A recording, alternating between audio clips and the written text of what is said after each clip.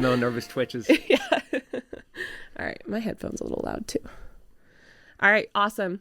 So thank you so much for being here today. To everyone listening, I'm here with John McGarry. He's the founder of Boston Partners, which is a staffing recruiting firm. You also started a really cool Couch to 5K program.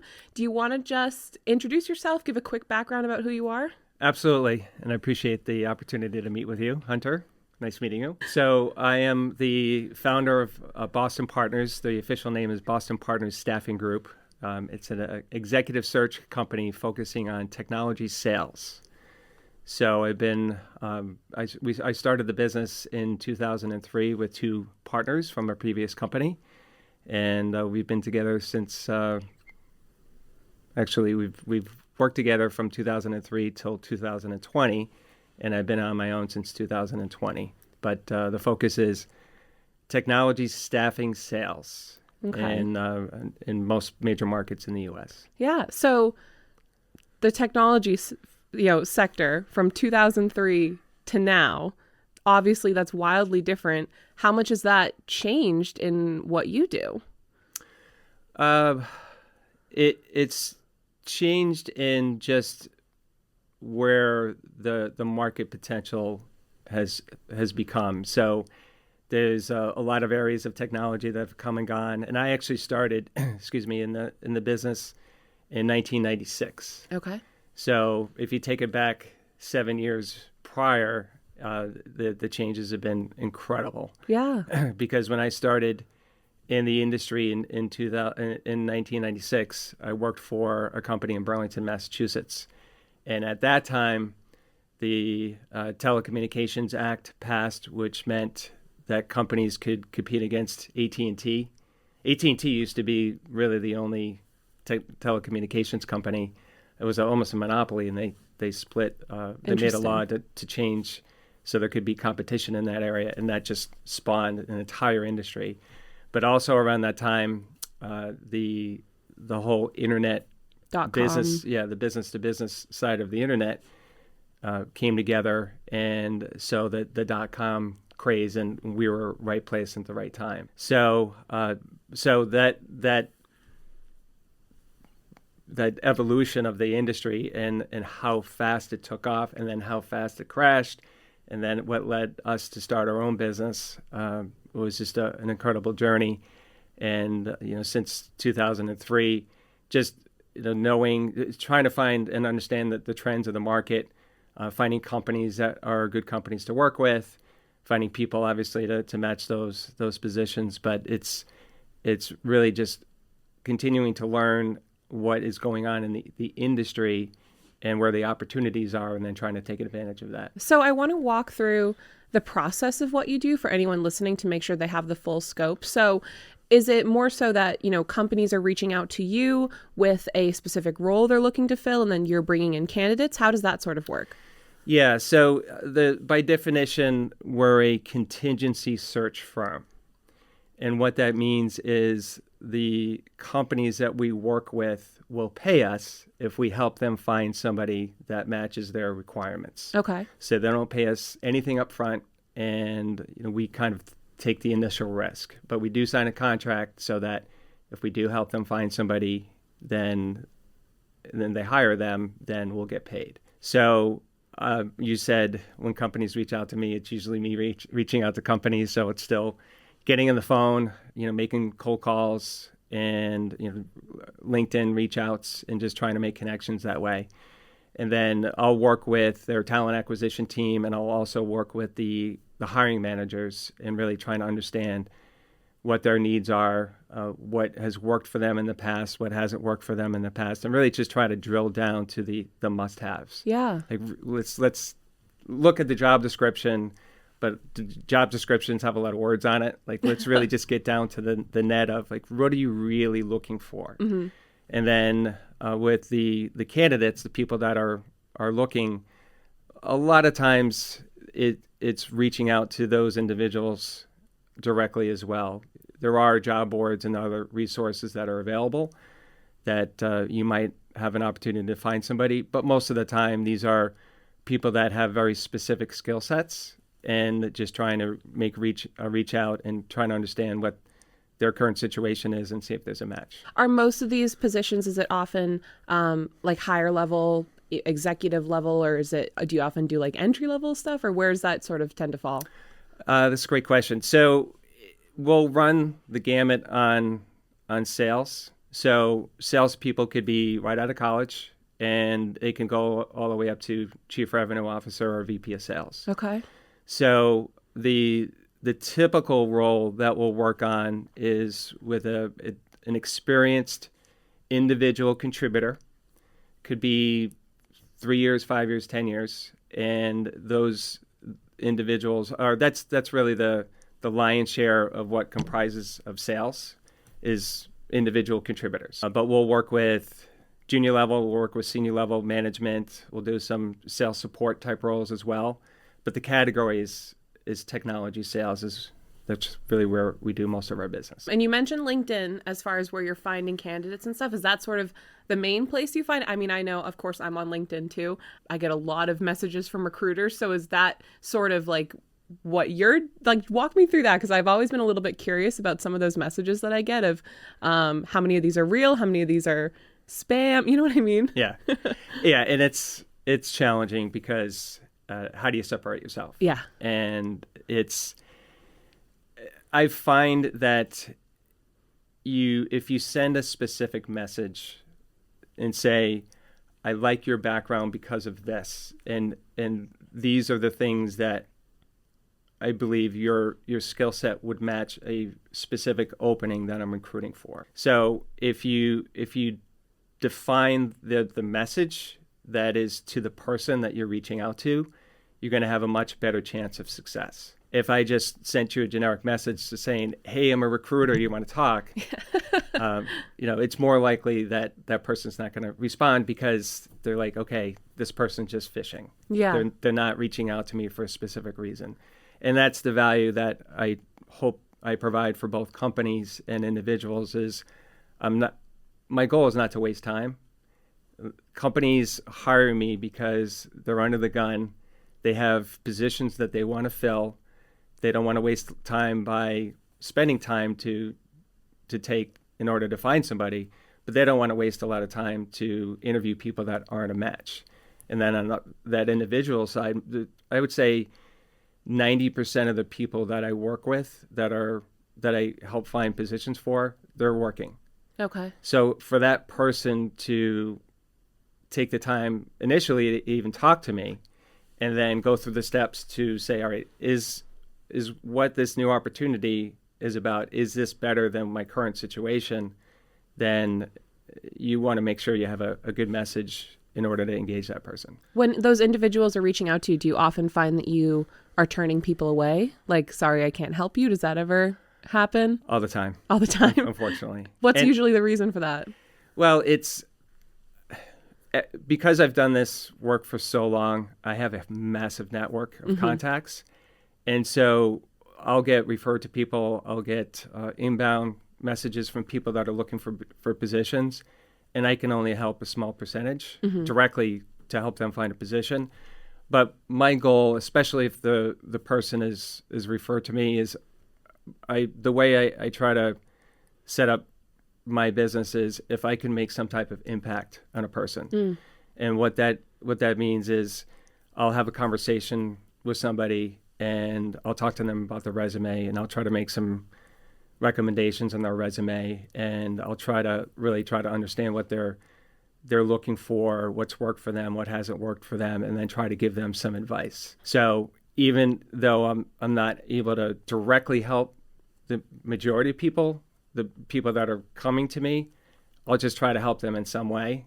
And it's that circle of if you make that impact on somebody, hopefully that'll come back to you in some extent, and maybe they'll refer somebody to me that is a great match for a position, or maybe I can help them at some point. It seems to me like in a lot of ways your role is very sales adjacent. Like it's not entirely sales, but it kind of is, right? You're selling people to a company or a company to people.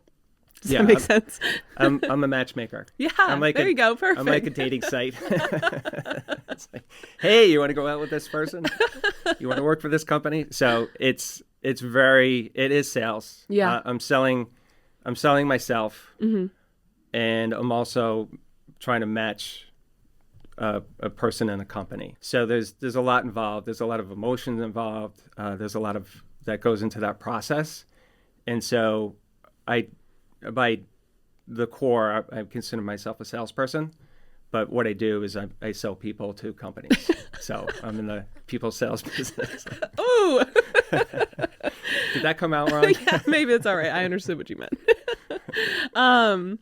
You mentioned, so you explained how when you start working with a company first, how you set up the contract, right? And then get paid after you found a position, a person to fill that position. How does that work when it's switched? If an individual comes to you first, are you only matching them with companies that you're already working with? Or how does that work on the flip side? So I guess the main part of your question is I don't charge a person if they come to me. So any conversation with them is just seeing if I can help them. But there are situations where if I talk to somebody and they have a really good skill set and they have a really good background, I'll either reach out into my network of companies and contacts. I know a lot of vice presidents of sales and people that can make those types of decisions. And I'll reach out to that VP or company and say, I have someone with this background. Would you have an interest? Okay. So there are opportunities there where I will be able to do that and it'll create an opportunity. It doesn't happen all the time. But yes, it does happen. Is there like a standard turnaround? Sorry for like just question after That's question. right. I've always been curious about how your industry works exactly. Is there like a standard turnaround time for how quickly you make that match? It can range from weeks to, I've worked with people and known people for years before I actually was able to help them find a position. But generally speaking, if there's a person that is in a search, or if I reach out to a person and a company's hiring, the process can range anywhere from a few weeks to a few months. Do you ever get weird requests from companies? Like you mentioned you kind of had to boil things down into what's important. Do you ever get, I don't know what a weird request even would be for who they're looking for, but... Yes, all the time. not all the time, but in part of the process that I deal with companies is just try to help them calibrate. Like, are they on the right? Are they on the right page? Are the requirements where they should be? Is there compensation where it should be? But I've had plenty of conversations and plenty of hiring managers that have said, breaking all the HR rules that you can imagine. Oh, yeah. I want the person that's 6 foot tall that can dunk, and I'm not saying that literally, but just really helping them calibrate of what you're looking for is doable, and I can help you find that person. But if you're wrong, or if your requirements, your must-haves are different from what reality is, if your compensation's off, if you're looking for someone that doesn't exist, then it's my responsibility, and it's also the value that I provide is really just help them understand, you're on the right track, or you're off, and this is why. Yeah. And some companies and some hiring managers will listen, and they'll understand, and they'll readjust, and sometimes they won't. But if I have to make those decisions as a business owner to understand, okay, I can help this company, and there's a good relationship there, and we'll have success. Or if not, then I have to make that decision as a business owner to walk away. Yeah, and I do. I love that you bring that up, because I think that's an important part of the entrepreneurial journey that a lot of people don't necessarily realize is you have to learn to just give people the information that they need and let them make a decision. And that's so hard sometimes, right? Because even for me, starting off, you give people that information, and then they make what you feel is definitely the wrong decision, and you just have to let it go, learn to let it go. And I think that probably takes time to develop, right? Versus Absolutely. When you started. And that must happen with you all the time in real estate. Oh, all the time. Expectations are like, I want a 5,000 square foot house and around here, and I can only afford X amount of dollars. So Yep. I've learned to just be as honest and forward as possible with people. A big one would be we'd go look at a house and I'm like, guys, this is not the one, because I see things that they're not going to see. And I used to be afraid of like offending people or upsetting them, but now I'm like, listen, that's weird. This is weird. Let's take a look at it. And most of the time it works out now. And then if they do decide to buy that weird, sketchy house, I told them, I did my part, right? So it's just the process. I'm sure a lot of what you do is that conversation with prospects of like, what are you really looking for? Yes. And what do you want? What do you don't want? And yes. So I think there's the probably some needs and similarities. wants conversation, Yeah. right? That's always the big one is this really a need? Is this really a want? Which it seems so kiddie because I feel like you start learning that when you're a kid and you're asking for like a candy bar in the store. Is that a need or a want? But it applies perfectly into these kind of roles. Yeah. Yeah. And I think in that way, our industries are probably pretty similar. It's just the work that you do on the front end is just going to help save so much time at the end. Exactly. What was your entrepreneurial journey like when you got the business started? So I know that's a loaded question. Yeah, but it's a great question. I had a salary in my entire career for 1 year. So I've always had this idea of you get out of something exactly what you put in. And, it's a little bit of defiance and probably a little bit of my personality, but I didn't want a company or somebody to say, you're worth X. And if you outperform that, then it doesn't matter. Yeah. And so I've always had that belief of if I can find a situation where I can really dictate my success, my income, what I ultimately want to do, then that is something that really always attracted me. So when I got into this industry, I saw the value and I really bought into it. And I can talk about my previous company if you want, but there were conversations that I started to have with my business partners that all three of us were managers at that former company. And when we just started having this conversation of, we can do this. We can do this on our own. And I set up, when we started, and we had our own businesses. So we weren't three of us working at Boston Partners. We set up our own businesses, and then we just chose to work together. Okay. So it was scary as hell. And, my wife and I just bought our first house, and my first office was a spare bedroom, and I literally had spackle on the wall because I hadn't painted the walls yet. So here I am going from, a very successful company, going to an office every single day, suit and tie, and, working for somebody to, on my own, working in a spare bedroom, going, oh crap, it's getting real. If I don't do something, then this new mortgage that I just got is not going to get paid. But I think that's the exciting part too. It's like, it's sink or swim. Yeah. And, again, with the way my personality is I'd rather have that than the alternative of just being in a position in a company where you're just in a salary and you could be there for a year and leave, or you can be there for 20 years and 20 years goes by. And they're not loyal to you at the end of the day. Right. It's a company, it's its own entity. You should, certainly you might have a fantastic manager, but at the end of the day, you're another worker to them.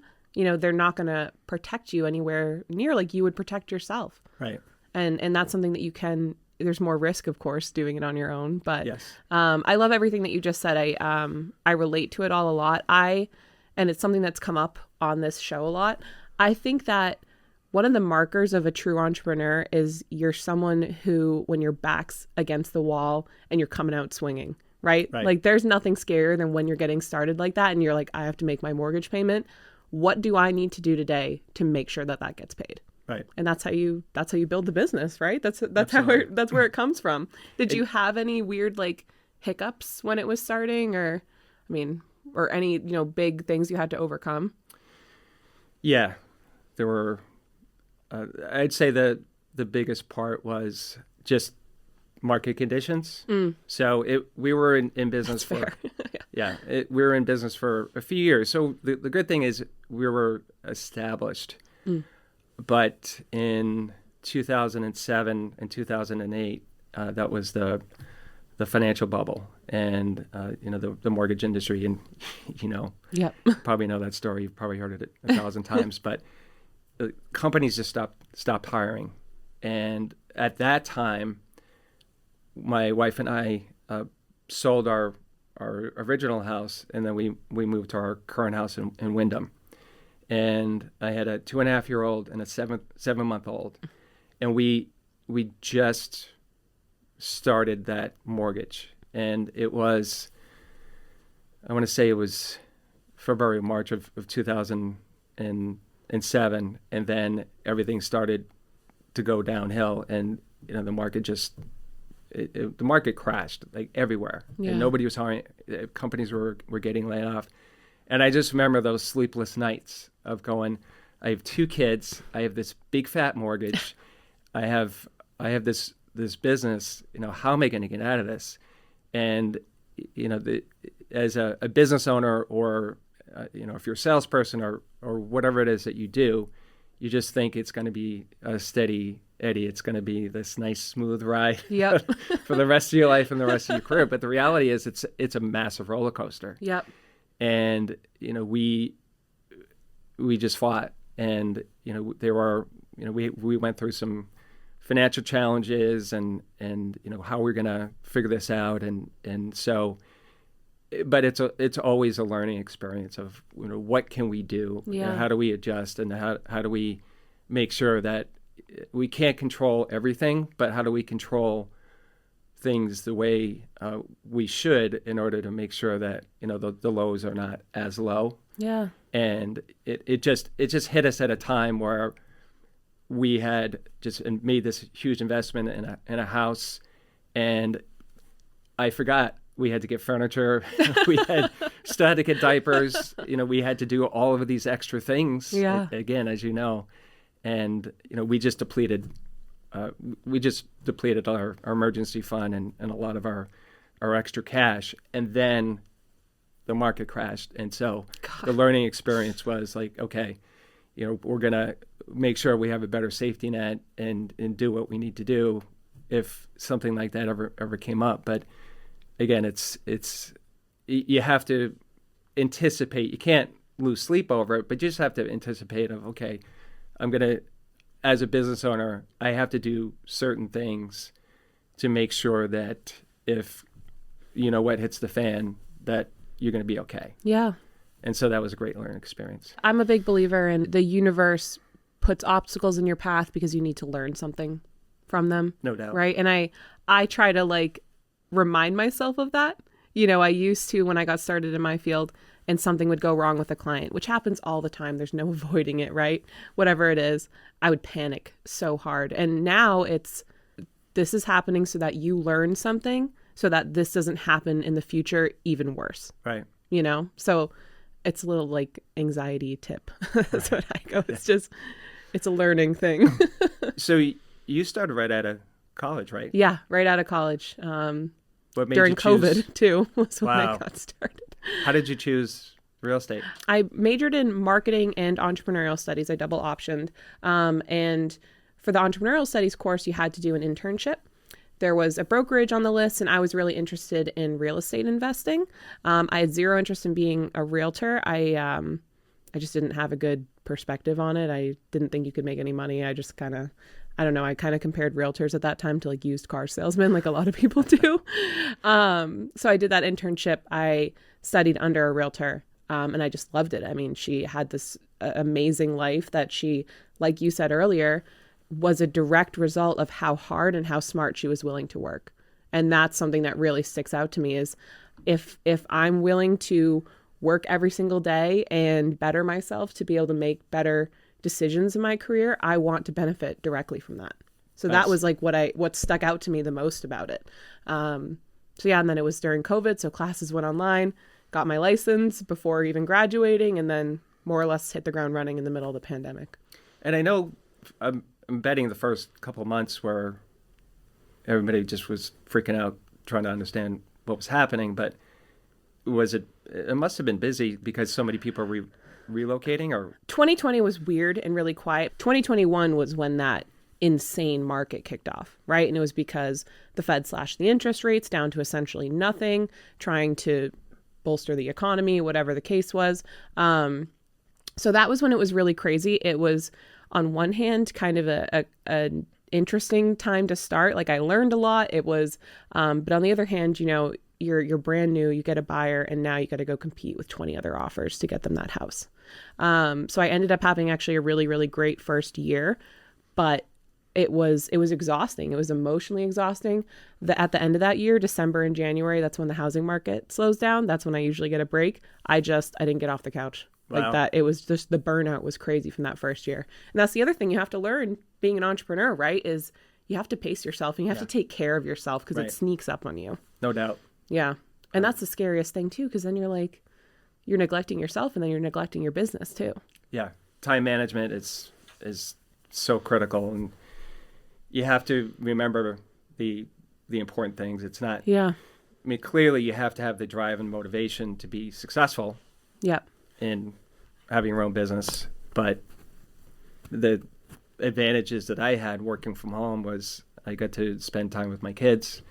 I got to coach. I got to do some other things on the side.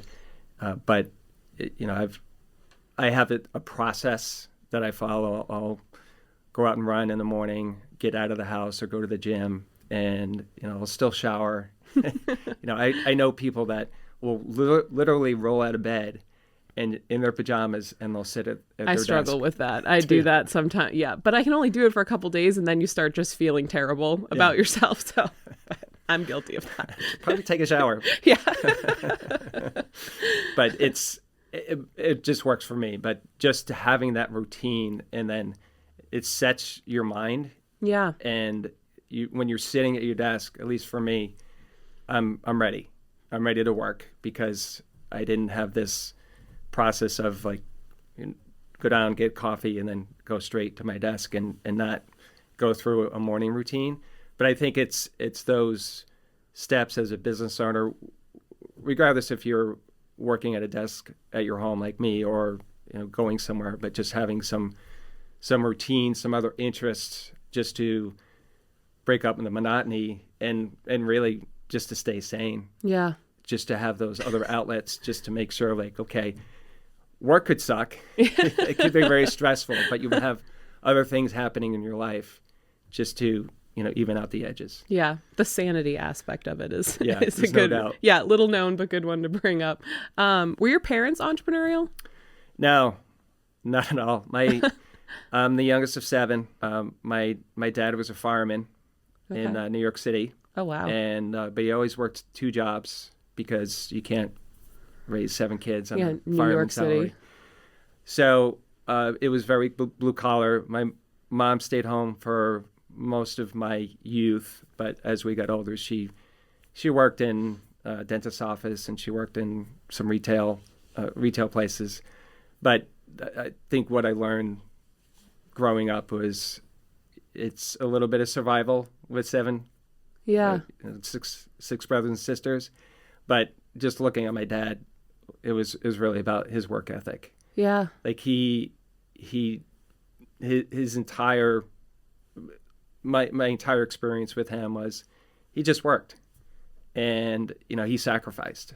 And so that I wish I could say my man of some successful company, and that was my drive and motivation, and I just followed in his footsteps. But I think just the core of understanding and learning about someone that did what he had to do to raise a family. And, he was rarely home. He was always either in New York City or working a second job. And so that's, I think, the foundation of what I became. And I always tell people, you could have the best skill set in the world. You could be the most talented.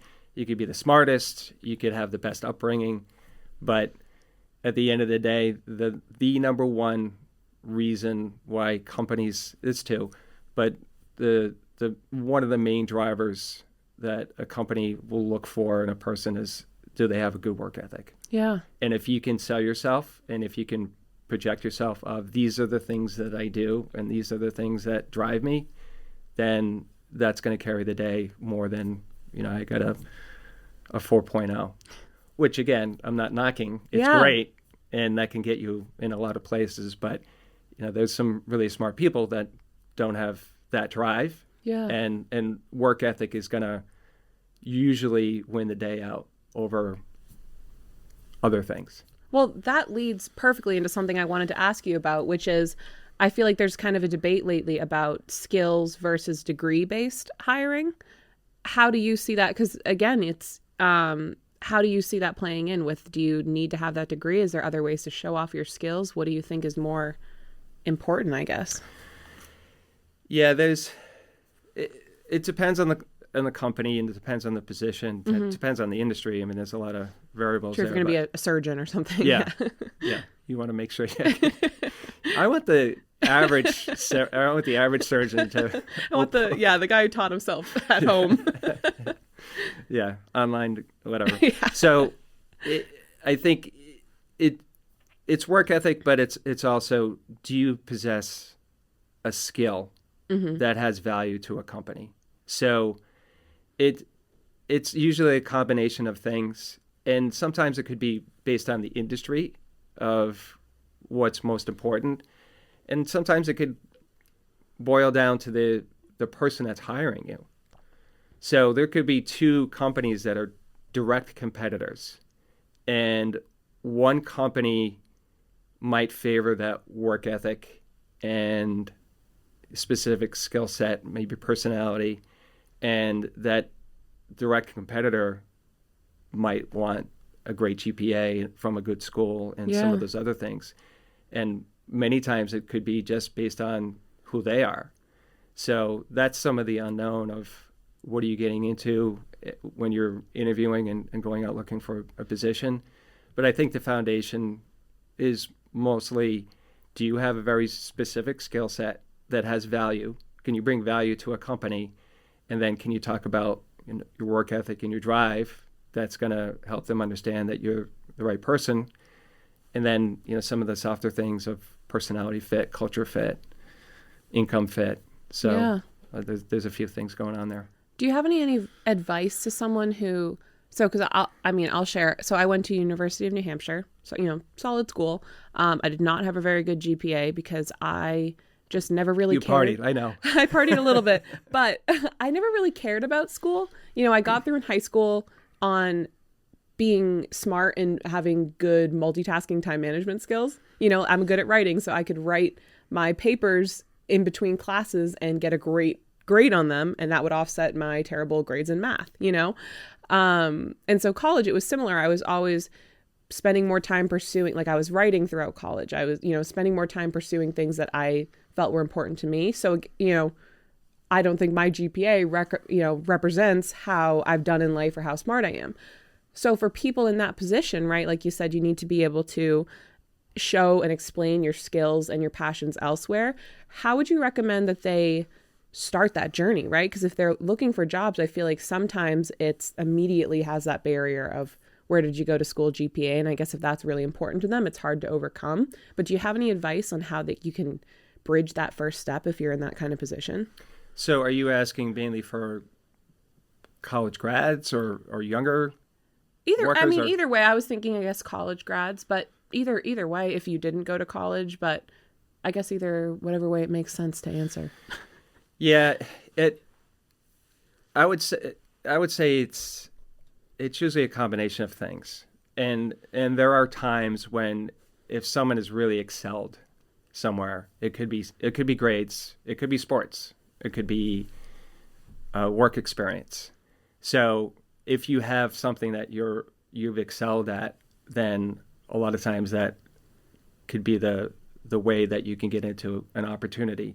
But for most people, most college grads, they'll have decent grades to above average grades, and then they fill it in the rest with some type of work experience, and then some extracurricular. You were president of a fraternity, or you participated in something else. But I'm finding more and more that internship is huge. Okay. Yeah. And it comes into, do you know something?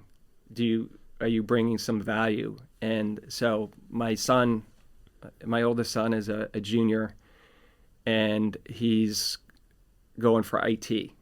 So he's taking all these IT classes, and I'm asking him, like, what do you know? What did you learn? And he's like, well, I'm learning some things. It's kind of boring.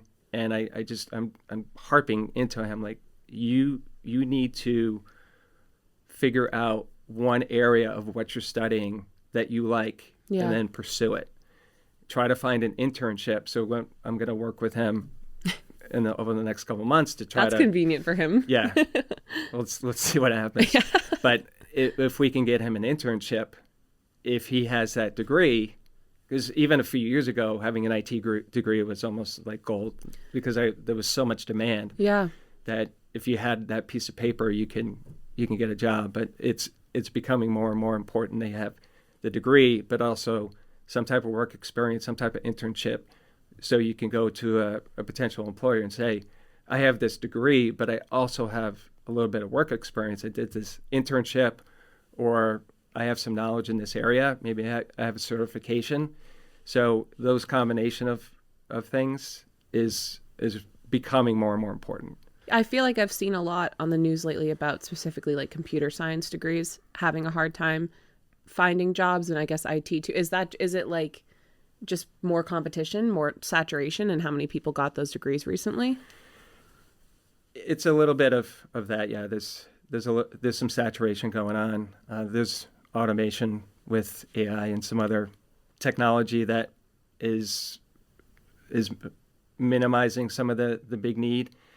But there are a lot of companies that either have their IT staff, they're fully employed there, or they're outsourcing to other resources. Okay. Because if you're a company and you have 15 or 20 or 50 or 100 engineers, that's millions and millions of dollars. Yeah. And if you have enough work for them, then you're set, because they're being productive. But there are times that you have that six-figure engineer. If you have nothing for that person to do, then you're probably going to let that person go. So there's always going to be a need in that area, and it's going to be continuing to be a huge market, especially around here in the Boston area. But it has gotten a little softer. How much is AI impacting your industry as a whole? I mean, obviously it's coming for every single industry in one way or another. Are you seeing the effects of it? What's that been looking like for you? It's a conversation, and if I just generically ask the average candidate that I'm working with, what are they looking for, or what kind of company are they looking for? AI is like, I want to do AI. I want to sell AI. I want to get involved. So it is a very hot topic. But as far as my day-to-day, it's a tool. People can do 90% of their resume by putting in the criteria in ChatGPT or whatever AI source you use, and it's done. And then companies are doing job descriptions that way, and they're doing some assessing that way. So it's automation, but at the end of the day, similar to real estate, there's got to be somebody that has to show you the house. There's got to be somebody that Very true. Gets involved in the interview process. You have to interview live with somebody.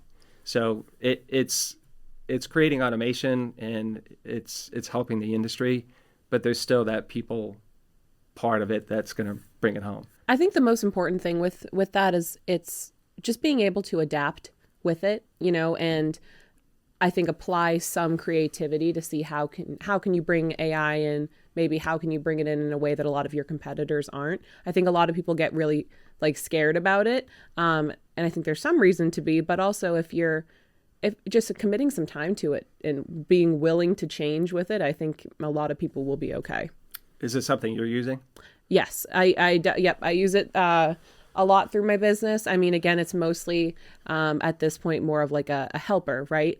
It gives me more bandwidth. It gives me more time. It's I do use it sometimes for I have to send like a text to a client that's like maybe a little bit tricky to put together. Be like, can you write this for me or make this what I wrote better? I definitely do. I'm starting to try to bring it in more ways in a more in-depth method, but there's some ability out there to bring it in for things like not putting together offers, but some sort of aspects of that. But I struggle to give up any of my control on those sorts of things. You know, I know at some point these systems will be trustworthy for that, but it's not something I'm willing to do. Yeah, I'm a little bit of a control freak when it comes to my business and my clients. So no doubt. And I'm sure you'd agree. It's a struggle.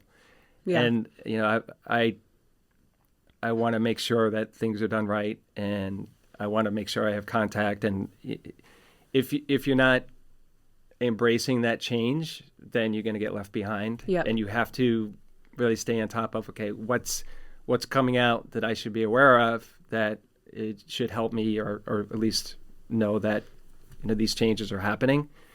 But you get so accustomed to your own system, and you know, that struggle of, you know, I've done it this way, I don't want to change. Like, what is this thing?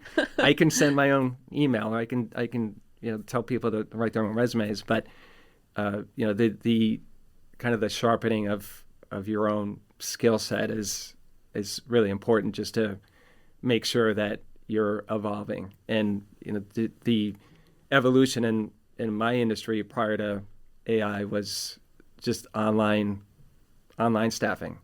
So Career Builder, Monster, Indeed, LinkedIn, and 15 years ago we were hearing things like that's going to decimate the staffing industry, and there's not going to be a need for what I do anymore because these resources are there. And you know, guess what? Monster's not around anymore. You know, Career Builder is still out there, but they're selling so many other things than just a resume database. Yeah. You know, Indeed is out there too. LinkedIn is still. A lot of what I see on Indeed, though, now looks like a scam. I feel like it's been a little bit captured by ads. Yeah. There are legitimate positions and legitimate people out there using Indeed, but a lot of times companies will post things on Indeed really just to promote themselves and say, hey, we're out there, you know, we're doing well, we have all these positions that we're posting. But the reality is a lot of those positions may not be real. Yeah. And with LinkedIn, if you just do searches on LinkedIn and look at a random sales position or any position or any company that you would think would be attractive. So if you looked at Amazon, like I want to work for Amazon, there's a position there. Some of those positions have 5,000 people submitted their information.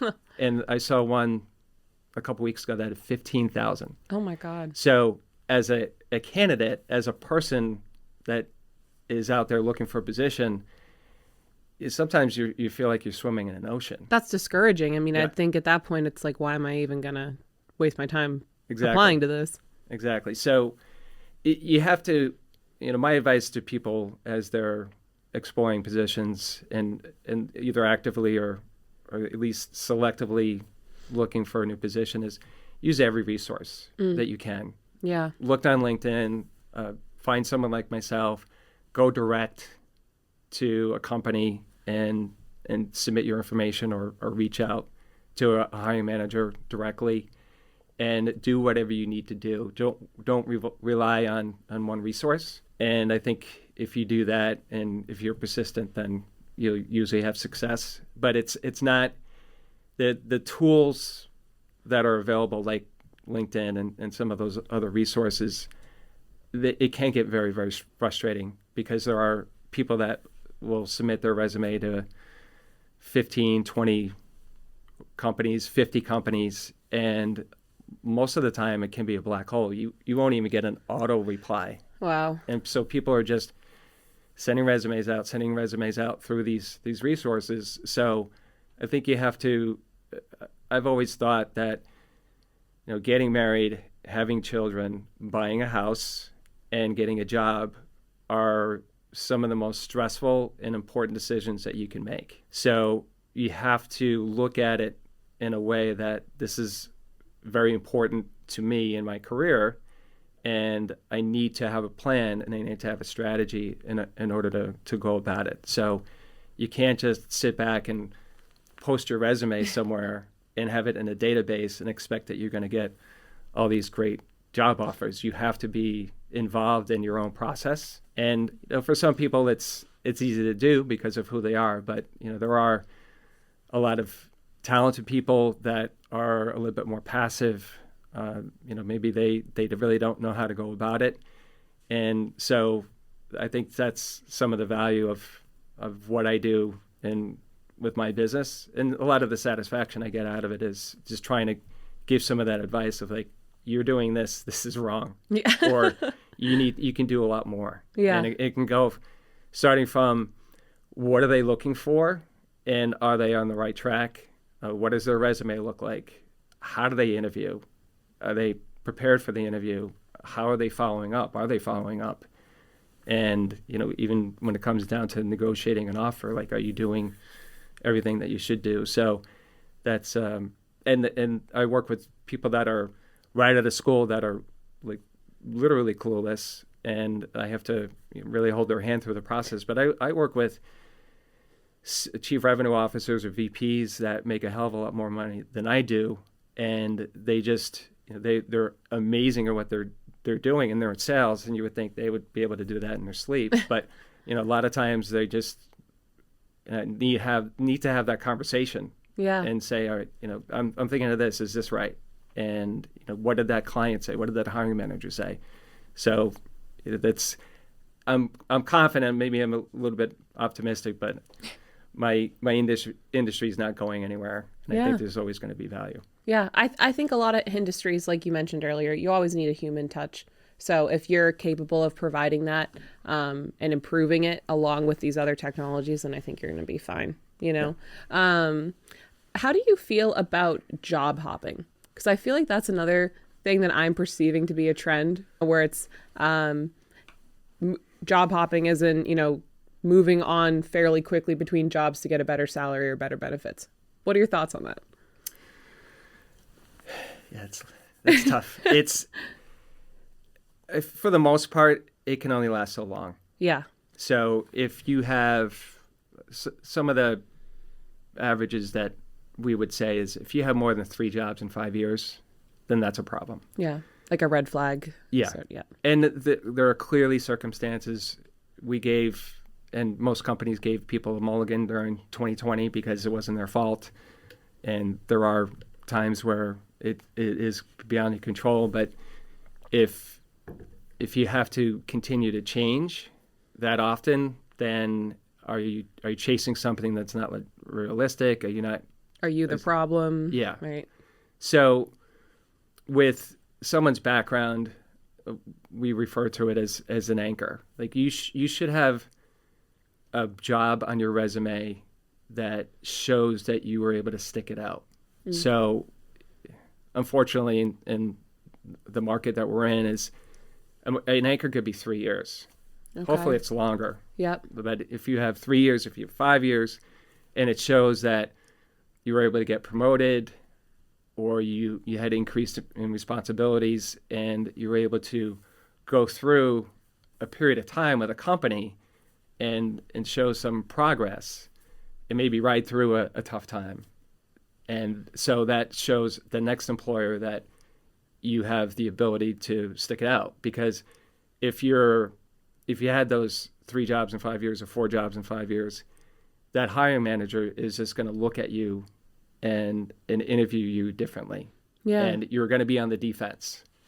So unless there are people that work in contracts, like a lot of people that are in IT or accounting and finance, they'll work for a company. So they're not an official employee, they're a contract employee.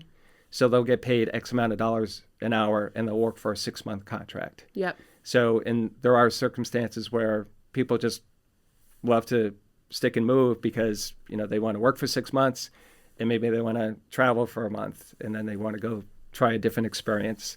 So there are situations where it's not as big of a deal, but I think for most people, you just want to make sure that you make the best decision possible to go wherever you want to go. But guess what? It's not going to be perfect. Yeah. And there's going to be some good times. There's going to be some bad times. You're going to have a good boss. You're going to have a bad boss. Your coworker could say something that you didn't like, but stick it out and try to really gain some experience and build something that you can move up to the next level. Yeah. Because the other challenge with a job hopper is it's going to be really hard to advance. You're likely going to get a similar compensation in a similar position unless you really have something that you can show that says, all right, I stuck it out with a company and I build these skills. So now I'm ready for that next position, that next level, and that next level of compensation. It sounds to me like a decent amount of your job has to do with like storytelling and creative problem solving in the way of like, here's someone's background. How can we, on one hand, improve this, right? But then how can we show what skills you have that are hiding in here? And I think that's a really hard thing for people to do on their own. Does that make sense? That's just kind of what I'm understanding from a lot of what you said. Yeah, it's learning someone's story, and again on the company side as well. If I'm talking to someone about a company, I need to be able to tell the story. If I'm just telling somebody, go look at the job description and look at their website and let me know what you think, then why do they need me? Yeah, exactly. So with a person, it's really trying to understand what is their background, and sometimes you can do that by just asking open-ended questions. Why did you go here? What are you looking for? Why did you choose that school? Why did you leave that company? And then diving in a little bit more of, tell me a little bit more about your job responsibilities. What did you feel about it? How did you like it? So to try to get a little bit of their emotion. Yeah. And then, as you mentioned, why you motivated to make a change? What would a new situation look like that might interest you? And so sometimes people can talk about or highlight their skill set. Maybe they have certifications, maybe they have some type of knowledge, and you can use that as their focal point. And in sales, easy way to do that is they've hit their goals. They've hit their quota, they're ranked number 3 out of 10. And when I present that person to a company, I can say they've exceeded their quota and they were ranked number 3 out of 10. But in other situations, it's, the person was, they played sports in college, or they did some other things. So it's really helping somebody understand what are their strengths, what are their weaknesses, how do you focus on their strengths and present yourself and sell yourself to a company based on those strengths, but also understand here's some of my weaknesses. Maybe they got fired. Maybe something else happened in their career or in their life that they have to be aware of. Maybe they're not good at expressing themselves. Maybe they're an introvert, and they're faced with this an interview and they're stressed out about it because it's out of their comfort zone. So those are things that hopefully I can provide for people just to position themselves to have a best chance of success, because as you know, you really have a first impression with a company, and if you present yourself well, if you do a good job, then there's a good chance that you can make it to the finish. Does that make sense? Yeah, that made perfect sense. Okay. I want to make sure we have time to talk about the Couch to 5K program that you started. Okay. You want to tell me a little bit about that? Yeah, sure. So I am the president of the Greater Derry Track Club, and I've been a member for 15 years. Are you familiar with the club? Vaguely. Okay. So it's a nonprofit running club, and we've been around for almost 50 years. So we do a number of different things. Obviously, we get together and run, but we put on some events. So we put together a couple of races, and we also have this event that's incredible. It's called the Kids Fun Runs. So that's been going on for almost 50 years, and it's a summer program where kids that are ages range from 2 to 18 can come and run on a track. So they race each other, and it's phenomenal for the kids because it gives them something to do. It's healthy. It's outdoors. They learn a little bit about exercise and competition, and so. At the time, I was in charge of community relations for the club. So I would go out and look at some volunteering that we can do. For example, we volunteered at a soup kitchen in Derry, the Sunshine Soup Kitchen. And I also was responsible for getting sponsorships for our events. So I'd go to companies, I'd sell our club to companies and say, hey, do you want to sponsor? Yeah. So I was working with the wellness director at Parkland Hospital, and she's phenomenal. And she was talking to me about programs that she was putting together for the employees there, exercise classes and whatever else you could do. And so she and I started talking about what we could do as a club. So I had always known of the Couch to 5K program. It's a national program. It's been around for decades. So I told her, I said, why don't I put together a Couch to 5K training for some of your employees, whoever's interested. So we did it, and it's an 8-week program, and it starts out with a lot of walking and then a little jogging, and then each week it moves up. So the objective is to try to position and train somebody to get themselves ready from going from the couch to be able to run a 5K in 2 months. So we had success. There was probably about 15 or 20 people that did it. And so the next year, I decided to open it up to the community. So this is our 12th year, and we've probably had 1,000 people that have started the program. Wow. About half finish. That seems like a decent amount for an exercise program. Yeah. So the great thing is it's free. And so we raise our funds from getting some sponsorship money. So it's the only free Couch to 5K training in New Hampshire. So what happens is people will show up on the first night, and I'll talk about just some of the basics of you need a good pair of running shoes, you need a good pair of socks, don't wear heavy cotton, and it's going to be hot because we do it from May to July, and just really hold their hand on the fact that you made it on the first night.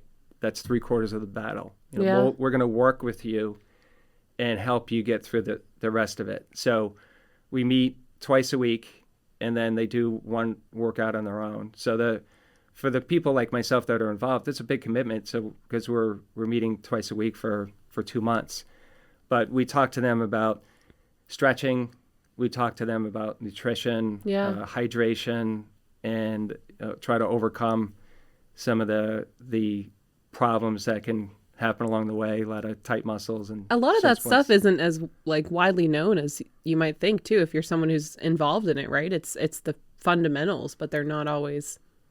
I imagine there's a lot of people that you're telling them this for a reason, right? Yeah, and most of the participants are they have trepidation. Yeah, and they may say, I haven't run in 20 years or 40 years. And, I had bad knees, or, I'm not really sure I can do this. So a lot of it is just that mental, confidence that you can provide and say, it's okay, we're with you, we're going to work with you. We're just going to do this one day at a time. And just the feeling of watching somebody run for 3 minutes, and they finish their 3-minute run, and they just have this look like, holy crap, I can't believe I just ran for 3 minutes. And then 2 weeks later, they're running for 5 minutes, and then 10 minutes, and then 20 minutes. So not everybody can finish, and many times it's either time commitment or somebody had a knee injury, later in life, and he came back, and their knee just is bothering them.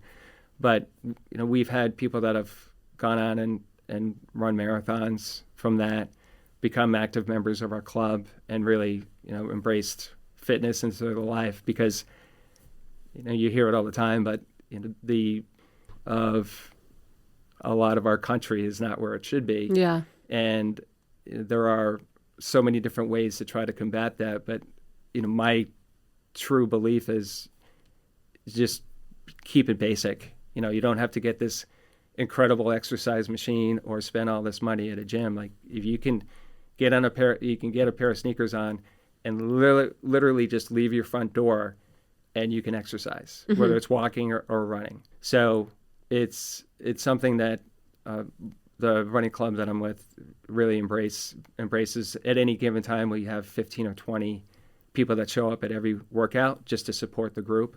So the people that do it feel like they're getting a lot of help.